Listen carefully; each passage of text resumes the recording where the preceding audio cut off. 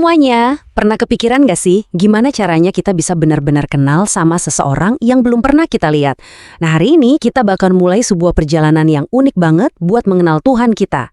Bukan lewat mata, tapi lewat akal dan hati dengan memahami sifat-sifatnya yang luar biasa. Jadi, ini dia pertanyaan besarnya. Gimana caranya kita bisa paham sama sosok yang, nggak bisa kita lihat secara fisik? Ternyata jawabannya itu ada di depan kita loh. Kuncinya adalah dengan memahami sifat-sifatnya. Anggap aja ini kayak jendela buat kita ngintip sedikit keagungan dan kesempurnaannya. Oke, ini dia peta perjalanan kita hari ini. Ada 5 perhentian penting. Pertama, kita mulai dari dasar, yaitu mengenalnya sebagai Sang Pencipta. Terus, kita bedah 2 sisi sifatnya yang wajib ada dan yang mustahil ada. Abis itu, kita coba pahami kehendaknya yang super bebas, lalu kita selami nama-namanya yang indah, dan terakhir, kita ambil semua pelajaran pentingnya. Yuk, kita mulai? Oke, perhentian pertama. Gini deh, sama kayak kita kenal seseorang dari sifat dan karakternya, cara kita kenal Sang Pencipta, ya dengan memahami sifat-sifat dasarnya yang sempurna. Ini tuh fondasi dari semua pemahaman kita. Sekarang kita masuk ke bagian intinya nih. Gimana sih cara kita memahami kesempurnaan Tuhan? Caranya unik, yaitu dengan melihat 2 sisi yang kelihatannya berlawanan, tapi justru saling melengkapi. Yuk kita kupas satu persatu. Nah, coba lihat deh pembagian ini. Di satu sisi, ada sifat wajib. Ini adalah sifat-sifat yang harus dia miliki buat nunjukin kesempurnaannya yang mutlak. Di sisi lain, ada sifat mustahil, yaitu sifat-sifat yang gak mungkin dia punya. Justru ini yang negasin kalau dia itu bebas dari segala macam kekurangan. Keren kan cara ngejelasinnya? Yuk kita ambil contoh yang paling dasar. Keberadaan. Sifat wajibnya itu wujud, artinya dia itu pasti ada. Kebalikannya, sifat mustahilnya itu adam, yang artinya mustahil, gak mungkin, dia itu gak ada. Jadi keberadaannya itu sebuah kepastian. Lanjut, kita ngomongin soal waktu. Sifat wajibnya itu kidam, artinya dia itu ada tanpa permulaan. Gak ada titik mulainya. Nah, ini beda banget sama hudus, sifat mustahilnya, yang artinya dia itu gak mungkin diciptakan atau punya awal. Beda sama kita atau alam semesta ini, yang semuanya punya tanggal lahir. Dan yang ini poin yang krusial banget. Keesaan. Sifat wajibnya adalah wahdaniyah, artinya dia itu esa, tunggal, satu. Lawannya adalah ta'adud, yang artinya mustahil baginya untuk ada lebih dari satu. Ini bukan cuma soal angka ya, tapi ini inti dari konsep kalau sumber dari segalanya itu ya cuma ada satu. Oke, setelah sifat wajib dan mustahil, sekarang ada kategori ketiga yang beda dan unik banget. Kategori ini bukan tentang apa yang pasti ada atau nggak mungkin ada padanya, tapi ini soal kehendaknya yang mutlak dan bebas. Namanya sifat jais atau sifat yang mungkin terjadi.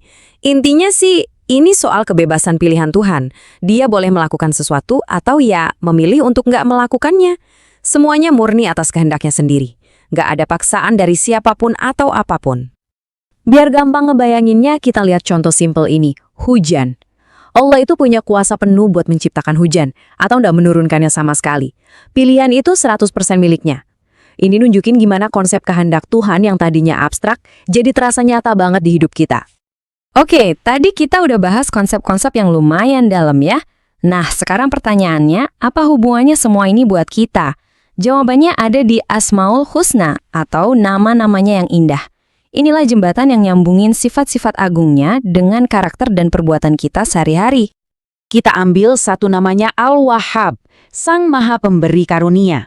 Artinya dia itu selalu memberi kepada semua makhluknya secara gratis, tanpa pernah berharap imbalan sedikit pun. Pemberiannya itu murni, tulus, dan tanpa syarat.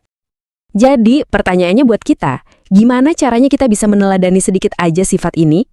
Jawabannya ada di hal-hal yang sederhana. Berbagi makanan ke teman yang lupa bawa bekal, minjemin alat tulis. Hal-hal kecil kayak gini, kalau dilakuin dengan tulus, itu adalah cerminan dari sifat pemberinya yang luar biasa.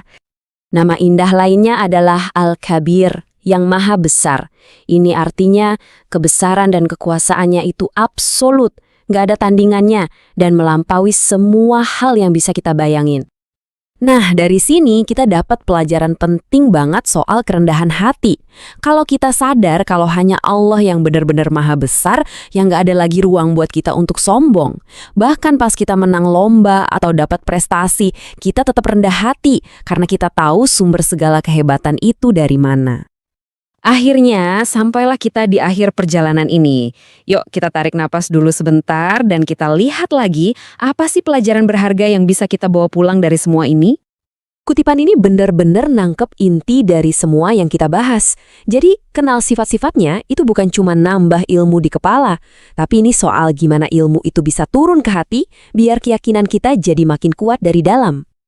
Jadi, kenapa sih ini semua penting?